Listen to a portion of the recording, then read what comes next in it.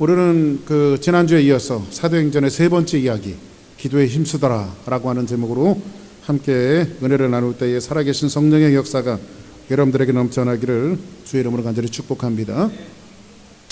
자, 누가는 첫 번째 책을 썼죠. 누가복음은 누가 썼죠? 누가가 썼죠. 누가복음은 누가가 썼습니다. 자, 그리고 누가가 두 번째 쓴 책이 있는데 그게 뭐지요? 바로 여러분들과 함께 이제 공부하고 있는 하나님의 말씀을 나누고 있는 바로 사도행전입니다. 원래 그 사본학을 하다 보면요, 누가복음과 사도행전은 같은 책으로 취급됐어요. 왜냐하면 같은 저자에 의해서 만들어졌기 때문에 그래요. 그래서 그러다가 후대에 누가복음이 먼저 쓰였고 사도행전이 후대에 쓰였기 때문에 이제 이것을 분류 작업을 시작하면서 누가복음이 만들어졌고 또 사도행전이 분류가 되어진 거예요. 그래서 우리가 마태, 마가, 누가, 요한을 사복음서라고 얘기하죠. 그래서 제일 처음에 쓰여진 그 복음이 뭐라고 그랬죠? 마가복음이 제일 처음에 쓰였어요. 그래서 마가복음이 텍스트로 해서 마태, 누가, 요한복음이 만들어졌는데 마태, 마가, 누가가 쓰여지고 나서 요한복음은 한 30년 이후에 요한복음이 쓰여졌어요. 그래서 당시에 그 초대교회를 위협하고 있었던 영주주의자들, 교회를 지키기 위한 목적으로 사도 요한은 집필을 하면서 성령의 감동을 받아서 요한복음을 기록해야 했습니다. 그래서 첫 번째 요한의 선언은 뭐였죠? 태초에 말씀에 계신지라 예수님은 곧 하나님이셨다라고 선언하면서 시작하고 요한복음 1장에는 하나님이 왜 예수 그리스도께서 왜 창조주신가에 대한 것들을 일괄적으로 설명하고 난 이후에 2장에 넘어가서는 예수님께서 물로 포도주를 만드시는 사건을 통해서 예수님이 창조주인 것을 증명하는 이러한 부분들을 말씀을 통해서 이야기해주고 있다라고 여러분들에게 이미 말씀드렸습니다. 그러면 누가가 먼저 썼던 누가복음은 예수님의 인자로 오신, 그러니까 이 땅에 사람으로 오신 예수님의 관점으로 쓰여진 것이 누가복음이에요. 그래서 예수님은 이 땅에 참 하나님과 참 사람으로 오셨다라고 하는 사실을 오늘 말씀을 통해서 누가복음은 설명해 주고 있어요. 그래서 예수님께서는 이 땅에 오셨고 생애를 사시다가 십자가에서 여러분들과 저의 모든 죄악들을 위해서 대속하시기 위해서 죽으셨고 부활하셨고 24장의 맨 마지막에 가서는 예수님의 승천까지의 이야기를 이야기하는 것이 누가복음의 특징이에요. 자, 그러면 누가복음은 예수님의 완전한 일생에 대해서 기록하고 있는데 우리가 항상 성경을 보면서 조심해야 될 것들이 있습니다. 우리가 기독교 신앙을 갖고 있고 그리스도인들의 신앙을 갖고 있는데 여기에서 우리가 항상 조심해야 될 것들이 있어요. 뭐냐면 여러분들에게 한번 묻습니다. 기독교 신앙이, 우리가 여러분들이 섬기고 있는 기독교 신앙과 하나님을 섬기는 이 신앙이 바라보는 목표는 뭘까요? 목표. 우리가 여러분들이 바라보는 이 기독교 신앙의 목표가 있어요. 끝이 있어요. 우리가 바라보는 신앙들이 있어요. 그 목표가 뭘까요? 어떤 분이 그런 얘기를 했어요. 제가 한번 읽어드릴게요. 잘 한번 들어보세요. 교회는 갈보리 언덕의 십자가에서 죽으신 예수 그리스도를 추모하는 집단이 돼서는 안 된다. 다시 한번 말씀드릴게요. 잘 한번 들어보세요. 교회는 갈보리 언덕의 십자가에 죽으신 예수 그리스도를 추모하는 집단이 돼서는 안 된다.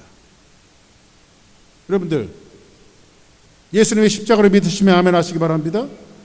예수님이 십자가에서 못 박혀 돌아가시고 나의 죄를 속량하셨다라고 하는 사실을 믿으시면 아멘 하시기 바랍니다. 근데 교회 성장 연구소라고 하는 그 연구소가 있는데 그분들이 조사한 결과 그리스도인들의 70% 이상이 신앙이 어디서 머물러 있냐면 갈보리 언덕에 머물러 있대요. 예수 십자가, 우리 그런 찬양하잖아요. 십자가 십자가 무한 영광일세 요단강을 건너는 무한 영광일세. 십자가 십자가. 우리 이런 찬양을 부르면서 어떤 분들은 감격해서 십자가의 은혜를 생각하면서 눈물을 흘리고 하나님을 찬양하고 하나님을 경배하지만은 과연 여러분들 십자가가 그리스도인들이 도달해야 할 목적지일까요? 물론 이 십자가의 신앙은 수천 번, 수만 번, 수억 번을 이야기해도 부족함이 없어요. 왜냐하면 기독교의 핵심 가치가 십자가의 신앙이에요. 예수 그리스도의 보혈의 은혜로 말미암아 십자가에서 완성시켜 놓으신 예수 그리스도의 은혜로 말미암아 저와 여러분들이 구원을 받았어요. 이것을 여러분들이 늘 고백하고 늘 감격해도 부족함이 없는 하나님의 메시지예요. 그러나 기독교 신앙이 도달해야 할 목적지는 아니에요. 오늘 누가복음은 예수님의 십자가의 은혜를 설명했고 또한 부활하신 예수님을 설명했고 승천하신 예수님을 설명했습니다. 그러면 부활의 영광까지도 우리 기독교 신앙이 도달해야 될 목적일까요? 예수의 죽음, 예수의 부활, 더 이상 얘기할 복음이 없어요. 이것은 기독교 신앙의 핵심이에요. 아멘. 예수 그리스도께서 여러분들을 위해서 십자가의 대속하심을 믿으시면 아멘 하시기 바랍니다. 그러면 예수 그리스도께서 3일 만에 죽음과 사망의 권세를 이기시고 부활하셨다라고 하는 사실을 여러분과 저는 믿고 신앙으로 고백하고 있어요. 그렇죠? 그러면 그것만을 고백하고 또 그것만을 우리가 믿음으로 믿습니다라고 하는 이 고백의 단계까지가 우리가 도달해야 할 기독교 신앙의 목적지일까요? 기독교 신앙이 최종적으로 도달해야 될 목적지가 무엇인가를 알려주기 위해서 누가는 성령의 감동을 받아서 사도행전을 쓸 수밖에 없었어요. 그 목적지는 어디일까요? 사도행전의 목적은요, 지지난주에 여러분들에게 이야기했다시피 사도행전에서 누가가 계속해서 반복하면서 주장하는 것이 뭐죠? 하나님의 나라의 일을 말씀하신다. 그렇죠? 하나님의 나라의 일이에요. 놀랍게도요, 십자가의 영광, 부활의 영광, 하나님의 은혜, 이 모든 약속까지 이루어지기 위해서 이 모든 과정이 필요했다라고 하는 사실은 뭐냐면요, 바로 하나님의 나라의 일을 위해서예요. 하나님의 나라의 일. 근데 우리의 신앙은 어디에 머물러 있어요? 오 나의 십자가. 물론 십자가 맞죠. 예수 부활 맞죠. 그러나 기독교 신앙이 최종적으로 종착해야 할 종착역이 십자가의 신앙도 아니며 부활의 신앙도 아니에요. 그 넘어 더 경이로운 세계가 있어요. 이미 여러분들에게 그 전주 지난주에도 말씀드렸다시피 우리는 흑백 텔레비에서 칼라 텔레비전을 보고 칼라 텔레비전에서 LED 텔레비전을 보고 뭐 더 경이로운 세계를 자꾸 우리가 보여주는 것처럼 우리의 신앙이 십자가로 시작했지만은 예수 부활로 시작했지만은 우리가 멈춰져야 할 것은 예수 십자가도 아니며 예수 부활도 아니며 더 넓은 세계가 있다는 거예요. 더 경이로운 세계가 있다는 거예요. 그것을 설명하기 위해서 사도행전이 기록되어졌고 사도행전이 우리에게 이야기해주고 있는 거예요. 그러면 이 경이로운 세계를 보여주기 위해서 예수의 부활이 있었고 예수의 죽음이 있었어요. 이것은 하나의 통로예요. 그렇다고 하면 한 가지 여러분들에게 질문할 게 있어요. 이 땅에 오신 예수님은 우리는 초림 예수님이라고 말하죠. 초림 예수님.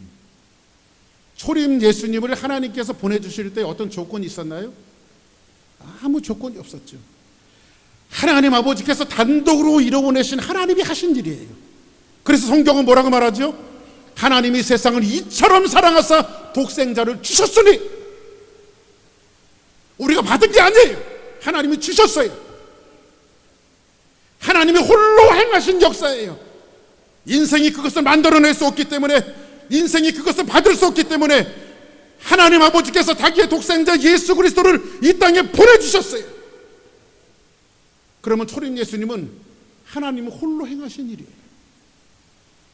그런데 성경은요, 초림 예수님이 오실 때는 하나님이 하셨는데요, 오늘 사도행전을 보니까 성령님이 오실 때는 이제 조건이 있어요. 조건이 있어요. 여긴 꼭 조건이 따라요. 하나님 예수님이 오실 때는 조건 안 따르시더니 왜 성령이 오실 때는 조건 따지나? 한번 성경 볼까요? 자, 사도행전 1장 4절 지난주에 봤던 말씀이죠. 다시 한번 보겠습니다. 시작.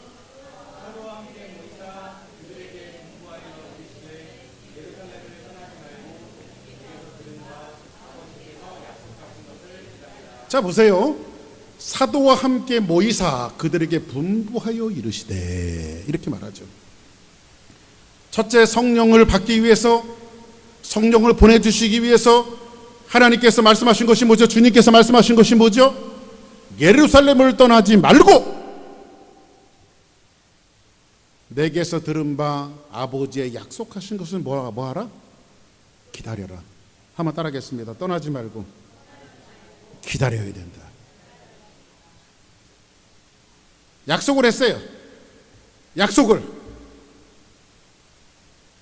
근데 너희들이 성령을 받으려면, 성령의 충만함을 받으려면, 아버지께서 약속하신 성령을 너희들이 받으려면 너희들은 예루살렘을 떠나지 마. 그리고 약속하신 것을 기다려야 된다. 반드시 기다려야 된다.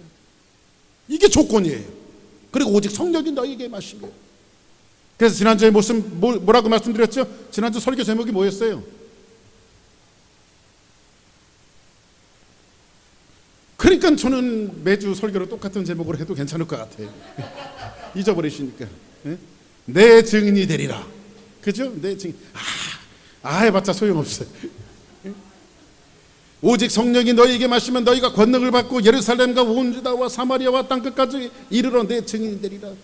성령의 충만함이 임하기 시작하니까요, 어느 날 갑자기 하나님께서 여러분들을 들어서 무슬림으로 보내고 아프리카로 보내는 것이 아니라, 제가 지난주에 말씀드렸죠. 하나님의 커먼센스, 인사이드에서 바깥쪽으로 나가는 거예요. 하나님은 여러분들의 사명의 크기를 조금씩 키워나가신단 말이에요.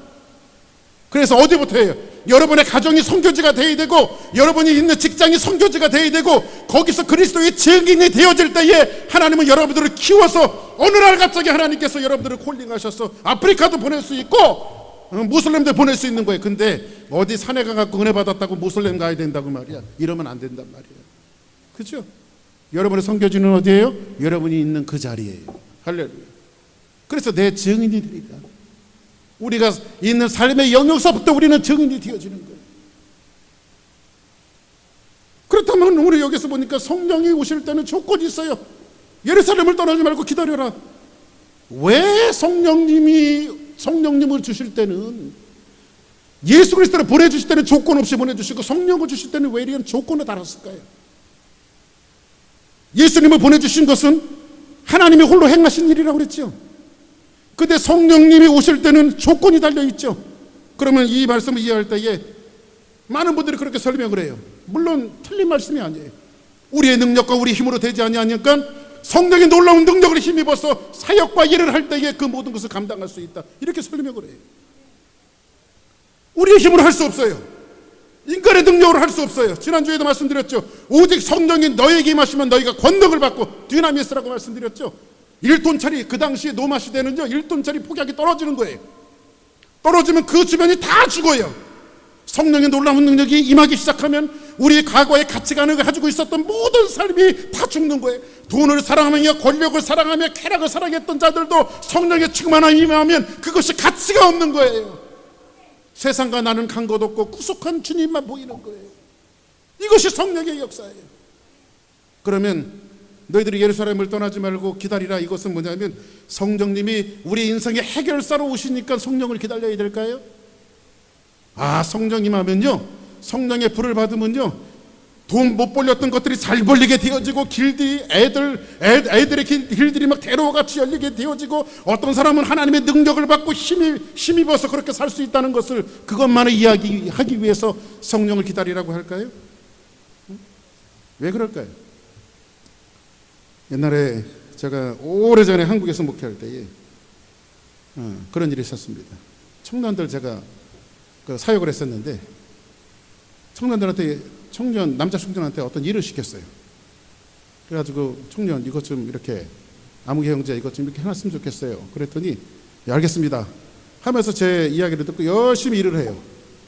그런데 갑자기 이렇게 제가 잘하고 있나 살펴보니까요, 이 청년이 어디 전화를 해요. 그래서 어디 전화했더니 들어보니까 어떤 자매한테 전화를 하는 거예요. 그 자매한테 전화를 해가지고, 자매, 내가 이만저만한 일이 있어서 이 일을 하는데 자매가 좀 도와줄래요? 그랬더니 또 자매가 쫄랑쫄랑 나왔어요, 교회를. 근데 그 일을요 1시간만 집중하면 할 수 있어요. 그런데 5%치 밖에 안 되는 일들을요, 음식은 50%치 100%치 사놓고 밤새도록 일을 하는 거예요. 밤새도록. 그 자매하고 얘기하면서 도란도란 이야기하면서 1시간이면 끝날 일을 밤새도록 일을 해. 잠도 안 오나 봐. 왜 그럴까요? 좋아서 그러는 거죠. 좋아서. 한번 따라하겠습니다. 좋으니까. 다 해봤잖아요. 뭘 또 내 속을 떠십니까? 다 해봤잖아요. 그죠? 좋으니까 그런 거죠. 자, 그러면 하나님께서 주님께서 너희들이 약속한 성령을 기다려라. 예루살렘을 떠나지 말고 기다려라. 그러면 예루살렘이 어디예요? 성령이 오시고 성령으로 말미암아 시작되어지는 교회의 역사. 이제는 하나님의 교회의 역사의 시작이 그렇게 영원하고 하나님의 가슴속에 품어놨던 하나님의 비전들이 이제 성령의 역사로 교회의 시대가 열려지기 시작하는 거예요. 이 역사가 시작될 때에, 하나님의 보배로운 역사들이 시작되어질 때에, 예수 그리스도는 하나님이 홀로 하셨지만은 이 교회의 역사는 성령님께서 혼자 하시고 싶지 않다라고 하는 소리예요. 다시 말씀드리면 적어도 이 어마어마한 하나님의 역사에 성령께서 우리 보고 기다리라고 하는 것은, 이 역사는, 이 일들은, 이 하나님의 일들은 나는 너와 함께 하고 싶다.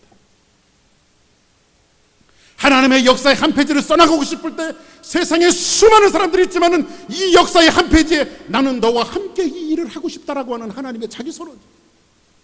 수많은 교회들이 있습니다. 이 지구촌에 수많은 교회들이 있지만은 하나님께서 하나님의 역사 일을 해나갔을 때에 이 일들만큼은 주사랑 교회야, 내가 너의 교회와 이 일들을 같이 하고 싶다라고 하는 하나님의 선언이에요.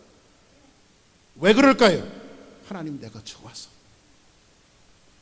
좋은 사람과 일을 같이 하고 싶죠? 일하고 싶지 않은 사람하고는요, 그게 지옥이에요. 지옥. 왜 직장을 때려치려고 그래요? 돈 조금 주니까. 안에 깊이 들어가 보면요, 사람 고생이에요. 그 사람 때문에 못 다니겠다고. 근데 좋은 사람이 있으면요, 빨리 직장 가고 싶죠? 응? 여러분들 오늘 아침에 교회 오실 때 어땠어요? 빨리 가고 싶었어요? 아니, 안 가고 싶었어요? 일찍 오신 분들은 아주 그냥 좋아서 오셨을 거예요. 자, 보세요, 여러분들. 우리가 교회 봉사하죠. 그죠? 교회 헌신하죠. 또 어떤 분들은 교회 헌금까지 하나님 앞에 드려요. 나와서 헌금도 드리고. 그런데 한번 여러분들에게 묻습니다. 여러분이 헌금하지 않고 여러분이 교회 봉사하지 않으면 주사랑 교회가 망하고 무너질까요? 자, 그러면 여러분들이 이렇게 묻습니다. 하나님은 전지전능하신 분이시고 무소부재하시며 하나님은 세상에 못 이룰 것이 없어요. 하나님의 경영은 하나님이 이루어 가십니다. 그런데 여러분들이 헌금하지 않고 여러분이 교회 봉사하지 않으면 하나님의 일들이 문 닫을까요? 아니죠. 그건 우리 신앙이 아니죠. 그럼에도 불구하고 하나님께서 여러분들에게 헌금하기를 원하고 교회 봉사하기를 원하고 헌신하기를 원하는 것은 왜 그럴까요? 나 이 일은 너와 같이 하고 싶다라고 하는 하나님의 선언이에요. 할렐루야. 하나님이 나를 어떻게 하니까? 좋아하니까. 할렐루야. 좋아하니까. 앞으로 펼쳐질 이 교회의 어마어마한 일들을 하나님이 우리를 좋아하시기 때문에 너와 같이 걸어가고 싶고 이 일들을 같이 완성하고 싶고 이 일들을 같이 진행하고 싶고 이 일들을 위해서 너와 나와 함께 같이 걸어가고 싶다라고 하는 하나님의 선언이에요. 이 선언 앞에 저와 여러분들이 뭐라고 말씀하시냐면, 너 조금 기다려. 예루살렘을 떠나지 마라. 내가 곧 갈 테니까. 먼저 가도 안 돼요. 기다려야 돼요. 왜? 누구와 함께? 성령님과 함께 그 일들을 같이 하기를 원하시오. 할렐루야. 그렇다면 우리 두 번째 한번 말씀을 볼 필요가 있어요. 자, 누가는요 하늘나라로 승천하는 이 장면을 사도행전에서도 기록을 하고 누가복음 24장이 마지막인데 이 하반절이에요. 누가복음에도 기록을 하고 있는데 보세요. 축복하실 때에 그들을 떠나 하늘로 올려주시니 예수님이 승천하시는 거죠. 승천하시는 대목이죠. 이해되시면 아멘 하시기 바랍니다. 모르면 노멘. 자, 그러면 이해되셨죠? 그 다음에 보실까요? 그들이 그에게 경배하고 큰 기쁨으로 어디로 돌아가? 예수님이 승천하신 것을 보고 어디로 돌아갔어요? 왜 예루살렘에 돌아갔죠? 예루살렘을 떠나지 말고 기다려야 되니까.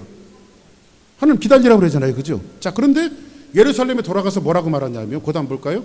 늘 성전에서 하나님을 찬송하더라. 어디서 찬송했어요? 늘 어디에서? 성전에서 찬송하지라. 성전에서. 자, 그러면 이 똑같은 얘기를 사도행전에서는 같은 저자니까, 그렇죠?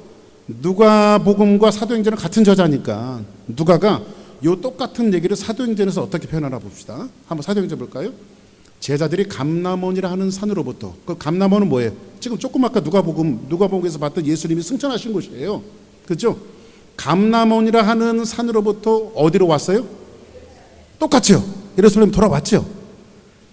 근데 이 산은 예루살렘에서 가까워 안식일에 가기 알맞는 길이라. 이렇게 말하고 나서 그 다음 볼까요? 들어가 그들이 유하는 어디로 가서? 다락방으로 올라가니. 그러면 누가복음은 어디로 갔다 그랬어요? 성전으로 갔다 그랬잖아요. 그렇죠? 그리고 여기 제자들이 쭉 나오고요. 그 다음 절 볼까요? 그 다음 절 한번 보세요. 여자들과 예수님의 어머니 마리아와 예수의 아우들이 더불어 마음을 같이하여 오로지 뭐 했어요? 기도하기를 힘썼어요. 그러면 누가복음에서는 성전에 들어가 기도하기를 힘썼다고 말하는데 사도행전은 어디에 들어갔어요? 그렇죠. 다락방에 들어가서 기도하기 힘썼다 그랬잖아요. 그러면 요 미묘한 차이점이 있어요. 요 미묘한 차이점은 뭐냐면 누가복음에서는 예수님의 승천을 보고 예루살렘에 돌아와서 그들이 성전에서 기도하기를 힘쓰니라 이렇게 말하고 있고요. 사도행전에서는 이 똑같은 얘기를 그들이 예루살렘에 돌아와서 다락에 올라가서 기도했어요. 전혀 기도하기를 힘썼다고 그랬어요. 똑같은 사건인데 그런데 왜 누가복음은 성전이고 사도행전은 왜 다락이라고 얘기했을까요? 이 말씀은 신학적으로 굉장히 미묘한 차이점을 보이고 있는데 이것은 뭐냐면 이제는 하나님께서 만드시는 새로운 하나님의 역사를 이 교회를 탄생시키면서 하나님의 역사를 만들어 나가시겠다라고 하는 하나님의 선언이에요. 자, 보세요. 그러면 누가복음에서 이야기했던 성전은 구약의 산물이죠. 성전은 뭐예요? 예수님이 자기의 몸으로 비유하셨습니다.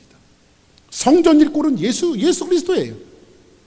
성전에서 사람들의 속죄의 제사가 드려졌고 성전에서 사람들이 죄의 사함을 받았으며 성전에서 사람들이 기쁨을 회복하고 성전에서 사람들이 하나님을 경배하는 곳이 어디였냐? 바로 성전이었어요.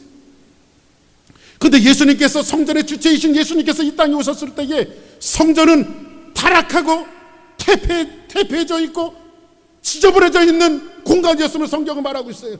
예수님이 채찍을 들고 성전에 들어가십니다. 그리고 비둘기 파는 사람을 내어 쫓고요, 돈 받고 온 사람을 내어 쫓으십니다.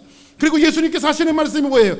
내 아버지 집은 하나님 앞에 기도하는 집이라고 말씀하세요. 그렇죠? 근데 기도하는 집이 어떻게 됐어요? 물건을 매매하는 곳이 되어졌고 장사는 소굴이 되어졌어요. 그곳을 누가 점령하고 있었습니까? 하나님의 영광이 점령한 것이 아니라 바리새인들과 서기관들과 제사장 일부가 그 성전을 점령해서 자기 살이 사욕을 채우는 것이 성전이었어요. 그때 예수님께서 뭐라고 말하죠? 성전을 허물어라! 내가 3일 만에 다시 이 성전을 다시 지을 것이다. 다시 세우리라. 예수님 그런 말씀하시잖아요. 그런데 예수님께서 이 성전을 뭐라고 말씀하시죠? 이 성전을 사도행전에 와서는 타락이라고 이야기하시고, 이전에 퇴락되어지며 잘못되어지며 죄가 이글거렸던 이 성전의 의미가 아니라 하나님께서 성전을 대체하실 것을 우리에게 주셨는데, 그 역사가 뭐예요? 바로 주님의 몸된 교회란 말이에요. 할렐루야. 그래서 그 교회를 뭐라고 표현하고 있어요? 다락이라고 표현하고 있어요. 할렐루야. 이 다락에 모여서 기도하지 않았던 성전이 모여서 이 다락에서 사람들이 뭐하기 시작했습니까? 기도하기 시작했어요. 하나님 앞에 간구하기 시작했어요. 그들이 전혀 기도하기를 힘썼어요. 왜? 내 아버지 집은 기도하는 집이기 때문에. 기도하지 않는 성전은 필요가 없습니다. 이젠 기도하는 다락방이 필요할 뿐이에요. 이런 의미에서 우리는 형식주의에 치우친 교회는 필요가 없습니다. 정말 하나님 앞에 모여서 기도하는 기도의 공간이 필요한 거예요. 그래서 오늘 설교 제목이 뭡니까? 기도에 전혀 힘써야 돼요. 할렐루야. 형식주의에 빠져 있어서 여러분들 오늘 하나님 앞에 나올 때 그래 예배드리고 묵도하고 찬송하고 기도하고 하나님의 말씀 듣고 축도 받으면 이것으로 예배 끝납니까? 이것이 매주 반복이 되어지는데, 여러분들이 이 반복으로 여러분의 삶이 만족되어진다면 그것은 어떤 면에서 보면 잘못된 신앙일 거예요. 정말 하나님이 원하시는 신앙은 뭘까요? 정말 하나님 앞에 나와서 여러분들이 하나하나를 내놓고 여러분의 가슴에 있는 모든 것들을 털어놓는 거예요. 할렐루야. 이것이 하나님이 원하시는 기도예요. 이것이 하나님이 원하시는 성전이에요. 이것이 하나님이 원하시는 교회예요. 할렐루야. 근데 여기 보니까 앞으로 한번 돌아가 볼까요? 13절로 어디로 들어갔어요? 성전으로 들어간 거죠. 어디로 들어갔어요? 다락방으로 들어갔죠. 그들이 유하는 다락방으로 올라가니 그 누가 있어요? 베드로, 요한, 야고보, 안드레와 빌립, 도마와 바돌로메, 마테와 및 알페와 아들 야고보, 헤롯인 시몬, 야고보의 아들 유다가 다 거기에 앉아 있어. 그 다음 볼까요? 여자들과 예수의 어머니 마리아와 예수의 아우들과 더불어 마음을 같이하여 오로지 뭐하기를 힘쓰니라? 기도하기를 힘쓰니라. 자, 그럼 보세요. 사복음서에서 제자들의 명단과 사람들의 이름을 기록한 것과 조금 차이점이 있어요. 사복음서를 정확하게 들여다보면요, 이런 명단을 기록할 때는요, 가족의 나이 순으로 기록을 했어요. 나이 순으로. 그런데 오늘 사도행전에서 사람들을 기록할 때는요, 사역의 순서대로 기록을 해요. 사역의 순서대로. 그래서 오늘 하나님께서 새롭게 만드신 교회 공동체는 나이와 세상의 빽과 힘과 능력이 자구하는 공동체가 아니라, 교회는 항상 사역이 우선순위가 되어야 합니다. 사역하는 사람이 항상 우선이에요. 그리고 이 사역의 공동체가 만들어져서 어찌 보면 예수님의 어머니와 그 형제들, 예수님과 가장 가까운 사람들 아니에요. 그런데 제일 끝머리가 있어요. 이것은 뭘까요? 사역의 공동체로 하나님이 부르시고 계시다는 거예요. 하나님은 교회를 어떻게 부르셨어요? 사역의 공동체로 부르셨어요. 일하는 공동체로 부르셨어요. 하나님께서는. 그래서 베드로가 120명에게 설교를 했죠. 이 120명이 왜 120명일까요? 120명이. 히브리 사람들은요, 모든 단체를 결성할 때에 120명이 최소한의 숫자예요. 그래서 새로운 결성대를 만들 때에 이 사람들이 120명이라고 하는 사실을 오늘 말씀을 통해서 이야기해 주고 있습니다. 그런데 이 공동체의 시작이 어떻게 됐죠? 신약교회의 탄생을 알렸고, 신약교회의 탄생이 결국은 저와 여러분들이 있는 이 교회가 탄생이 되어진 거예요. 이 공동체를 통해서. 근데 베드로가 성령의 충만함이 임하고, 제일 처음에 베드로가 성령 충만해서 제일 첫 번째 설교자가 누구였어요? 성령 충만하고 난 다음에 베드로였어요. 근데 베드로가 첫 번째 한마디가 뭐죠? 형제들아. 그리스도 안에 있으면 다 형제예요. 그리스도 안에 있으면 다 자매예요. 어떤 면에서는 나이 같은 거 필요 없어요. 여러분, 세상에 직업 같은 거 필요 없어요. 권력 다 필요 없어요. 교회 안에 들어올 때는 전부 다 계급장 떼고 들어와야 돼. 그리고 전부 다 브라더 인 시스터예요. 어떤 안 믿는 분이 그런 얘기를 하더라고요. 아주 그냥 너무 심한 얘기를 해갖고 제가 각인이 돼 있는데, 목사님, 뭐 교회는 그런 거 아닙니까? 뭔데요 교회가? 목사님은 사장님이고, 그 다음에 장로님들과 안수 집사님들은 이사들이고, 집사님들은 직원들이고, 그 밑에 사람들은 사원 아닙니까? 이 참 아무리 교회를 몰라도 말이에요. 그런 관점으로 사람들이 이해하는 사람들이 많아요. 근데 여러분들, 교회는 우리 교회 목사도 있고, 또 안수 집사님도 있고, 권사님도 있고, 또 내 집사님들도 있고, 다 직분들이 있죠. 여러분들 이 직분이요, 이렇게 이해해야 돼요. 계급이 아니라 펑션이에요. 펑션. 그냥 기능이에요. 기능. 하나님 목사를 왜 세웠어요? 말씀을 증거하라고. 그리고 여러분들의 삶을 하나님의 말씀으로 정확하게 해서 여러분들을 어저스터라고 하나님께서 말씀을 증거하는 사역자로 여기에 부르신 거예요. 펑션이에요. 저는 뭐예요? 말씀 전하는 사역자예요. 또 여러분들을 바른 길로 인도하기 위한 리더자의 역할이에요. 각각 여러분들이 맡은 직분들은 다 펑션이에요. 펑션. 그것이 계급이 돼서는 안 돼요. 내가 그래도 이 교회에서 몇 년 차 권사인데, 몇 년 차 뭐 안수 집사인데, 이런 거 다 띄워놓으세요. 다 필요 없어요. 그런 거다. 그런 거 필요해요. 일단 펑션이에요. 펑션. 하나님께서 주신 펑션이에요. 여러분들 목사도 마찬가지예요. 목사는 말씀을 증거하는 사람으로 이렇게 여러분들이 아셔야 되는데, 뭐 목사에 대해서 뭐 인간적인 매력을 느끼고 뭐 이러면 안 돼요. 목사님이 최고 인기가 있어야 되고, 교회에 몇몇 사람이 인기가 있고, 뭐 저는 여러분들에게 인기 있기를 원하지 않습니다.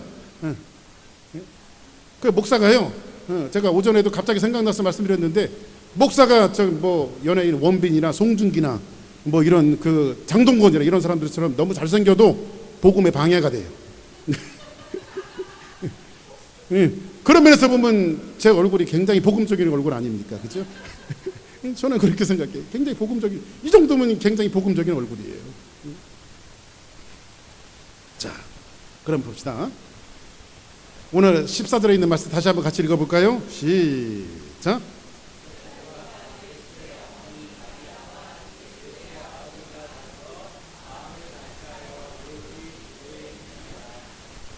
여자들과 예수의 어머니 마리아와 예수의 아우들과 더불어 뭐예요? 마음을 같이하여 오로지 기도하기에 힘씁니다. 여기서 보니까 더불어라고 하는 말은 누가가 굉장히 잘 썼던 표현이에요.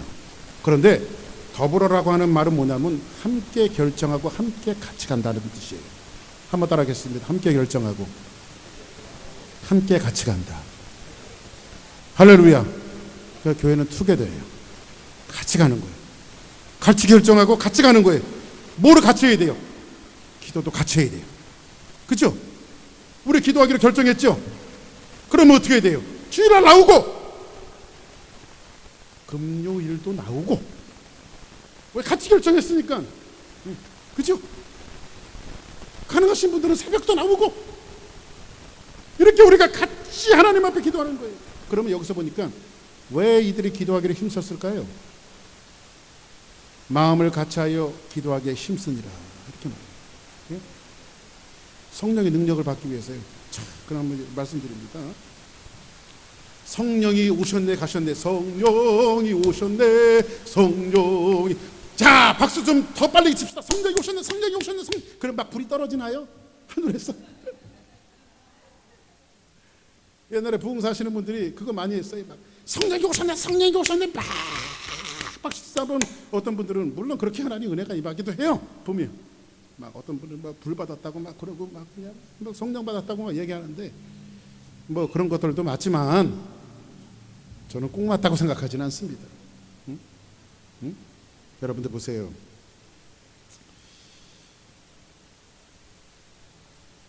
이들이 간절히 하나님 앞에 마음을 같이하여 기도에 힘썼던 것은 성령을 받기 위해서라기보다는 이런 겁니다. 기도는 뭔가? 기도에 함께 이들은 뭐 했어요? 기도했어요.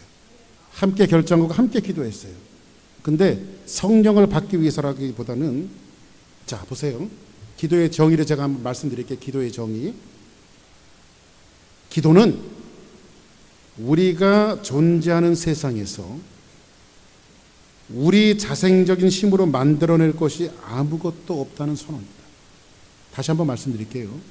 기도는 우리가 존재하는 세상에서 우리가 자생적인 힘으로 만들어낼 것이 없다라고 하는 자기 선언이에요. 세상을 온통 돌아봐도 뭐밖에 없어요. 죽을 일밖에 없어요. 그래서 우리는 찬송하잖아요. 이 세상에 공고한 일이 많고 참 죽을 일 쌓였구나. 내 주 예수 날 건져 주시오니 곧 평안히 쉬리로다. 주 예수의 구원의 은혜로다. 참 기쁘고 즐겁구나. 그 은혜를 영원히 누리겠네. 곧 평안히 쉬리로다. 온 세상을 둘러보아도 우리 주변에는 죽을 일밖에 쌓인 것이 없어요. 하나님이 죽을 일밖에 쌓인 것이 없는 이 세상에서 내 힘과 내 능력으로 할 수 있는 것이 하나님 아무것도 없습니다. 이 마음을 진정으로 토로해내고 하나님 앞에 간구하는 것이 바로 기도란 말이에요. 그래서 너 예수께 조용히 나와 내 마음을 쏟아놓으라고 말하잖아요. 기도하는 사람이 누굽니까? 기도 많이 하는 사람이 기도하는 사람이에요? 1시간, 2시간, 3시간, 4시간, 10시간 하루에 그렇게 많이 기도하는 사람이 기도하는 사람이에요? 저는 그렇게 생각하지 않습니다. 기도는 시간에 있는 것이 아니라 여러분이 진정으로 하나님 앞에 신앙을 고백하며 나의 마음을 고백하는 것이 바로 기도예요.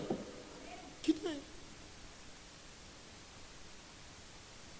기도는요, 어떤 분이 목회 잘하시는 목사님 계셨습니다. 교회가 막 부흥하고 있어요. 얼마나 교회가 부흥하는지요. 막 주체할 수 없을 만큼 사람들이 매주 들어오기 시작해요. 그래서 이 목사님이 사기가 나서 막 목회를 하기 시작하는데 수천 명 교인들이 이어지는데 막 늘어나고 있는데 어떤 한 사람이 딴지를 걸고 목사님을 괴롭히기 시작해요. 목회라는 게 그런 것 같아요. 아무리 수천 명, 수만 명이 있어도요, 한 사람이 괴롭히면 목회할 맛이 안 나요. 그래서 여러분들 될 수 있으면 저를 괴롭히지 마시기 바랍니다. 좋게 얘기할 때 괴롭히지 마세요. 그런데 그 목사님이 목회가 그 한 사람 때문에 너무너무 괴로우니까 하나님 앞에 그렇게 기도를 했대요. 정말 울면서 기도했대요. 하나님, 저 인간을 죽이든지 제가 목회를 그만두든지 둘 중에 하나 하게 해주세요. 매일 나가서 그 사람을 묵상하면서 하나님, 저 인간을 없애주든지 제가 없어지든지 둘 중에 하나 해주세요. 하나님 앞에 그렇게 기도를 했더니 어느 날 갑자기 하나님께서 마음속에 감동을 주시더래. 야 이놈아, 네가 기도하는 것이 맞냐? 내가 너를 목사를 부르고 내 양들을 너에게 맡겨줘서 목양하라고 만들었는데 네가 그 사람을 미워하고 저 인간을 없애두든지 저 인간을 죽이든지 이게 목자로서 맞는 거냐 이놈아? 하나님께서 막 책망하시더래요. 그때 목사님이 뒤통수 한 대 맞는 것 같더래요. 아, 그렇군요. 내가 목회를 잘못해달았구나. 그리고 자기의 목회관이 바뀌기 시작하고 포용하는 목회를 하기 시작했대요. 사람들을 포용하는 목회를 하기 시작했대요. 기도가요, 내가 하나님 앞에 소원을 두고 이루어달라고 하는 것이 이루어지면 좋겠지. 그런데 하나님은 그렇게 기도를 응답하시기도 하지만은 대부분 하나님은 나를 바꾸세요.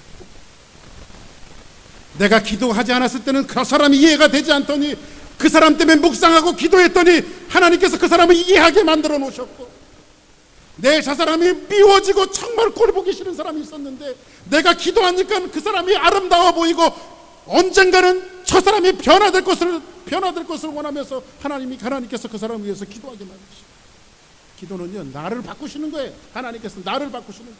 저 인간을 죽이는 것이 아니라 나를 바꾸시는 것이 바로 기도란 말이에요. 하나님, 우리 집안에 이놈의 인간이 안 변하나요? 이게 아니라 하나님, 이놈의 인간을 위해서 기도하다 보니까 나를 도와주십니다.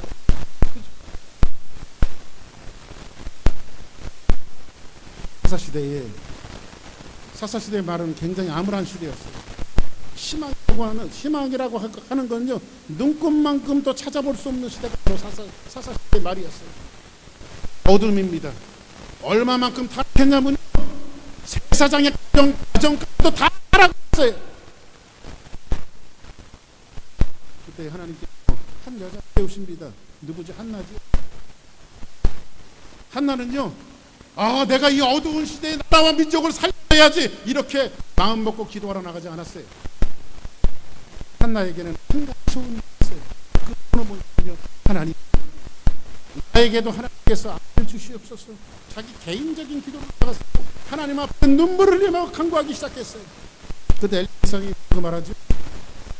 야, 너 술 먹고 기도하면 안 돼. 미쳤어? 이렇게 얘기하니까 한나가 뭐라고 하는 거예요? 나주여, 나를 참지 마소서. 나는 술 취한 것이 아니라 내 마음이 하나님을 향해서 통한 것이니, 통해하는 기도를 하나님 앞에 드리고 있는데, 하나님이 그 여자를 가정을 위해서, 자기 삶을 위해서 기도했더니 하나님이 그렇게 나라를 구원했어요. 누구를 주셨어요? 사무엘을 주시고, 사무엘은 그 나라를 구원했어요. 기도는 바로 그런 거예요. 기도는 그렇게 하나님 앞에 간구합니다. 이 기도가 저와 여러분의 삶 속에 있기를 주 이름으로 축원합니다. 오전에도 아침에도 얘기했지만은, 깨끗한 집과 더러운 집의 차이점이 있습니다. 깨끗한 집은 뭘까요? 쓰레기는 집집마다 다 있어요. 더러운 집은 뭘까요? 그러니까 버려진 그 자리에 있는 게 더러운 집. 쓰레기 안 치워요. 집을 한번 돌이켜 보시고, 그러면 과일도 깎다가 내비두면 그게 그냥 놔두면 썩어갖고요, 냄새가 나요. 나중에 음식을 먹고도요, 냄비 뚜껑 딱 닦아갖고 냄비 뚜껑 덮어놓으면 좋잖아요. 근데 막 썩어 문드러지고 씌어질 때까지 내비두면 온 집안에 냄새가 나는 더럽. 근데 더러운 집안. 난지는 왜 고개를 끄덕끄덕? 갑자기 막 굉장히 긍정 고개를 끄덕끄덕하는 저 모습을, 가지 모습 봐요. 그런데 깨끗한 집은 어때요? 그때만 쓰레기를 치고 쓰레기통에 집어넣습니다. 그리고 뚜껑을 탁 덮어놔. 쓰레기는 쓰레기통에 있기 때문에 집이 깨끗해져요. 뚜껑을 덮어놨기 때문에 냄새도 나지 않아요. 그럼 여러분이 묻습니다. 은혜가 있는 교회와 은혜가 없는 교회의 차이점은 뭘까요? 은혜가 없는 교회는 기도하지 않는 교회. 은혜가 있는 교회는 기도하는 교회. 기도하는 교회는 정말로 무섭게 하나님 앞에 기도합니다. 일들을 하나님 앞에 무섭게 기도해요. 그래서 어질러 놨던 모든 기들이 쓰레기통에 들어가는 겁니다. 악한 마귀 원수마귀가 냄새와 악취를 뿌리지 않도록 정말 하나님께서 해주시는 것이 바로 기도. 하나님, 내 입으로 안 될까요? 내 입으로 안 될까요? 기도를 할 때 성령께서 역사하십니다. 할렐루야. 이들을 위해서 우리는 보여야 돼요. 같이. 이런 삶의 현장이 가정에서도, 직장에서도, 또한 여러분이 우리 삶의 공식적인 예배 전부 다 오셔서 정말 앞에 뜨겁게 기도. 여러분의 가정을 위해서, 삶을 위해서 기도하지 않는 것이 가장 교만한 거예요. 왜냐하면 내 힘으로 살 수 있다라고 하는 증거거든요. 근데 기도하는 사람은 하나님 내 힘으로 살 수 없어요. 하나님의 힘으로 살아야 돼요. 내가 하나님의 힘으로. 이거를 고백하는 것이 바로 기도.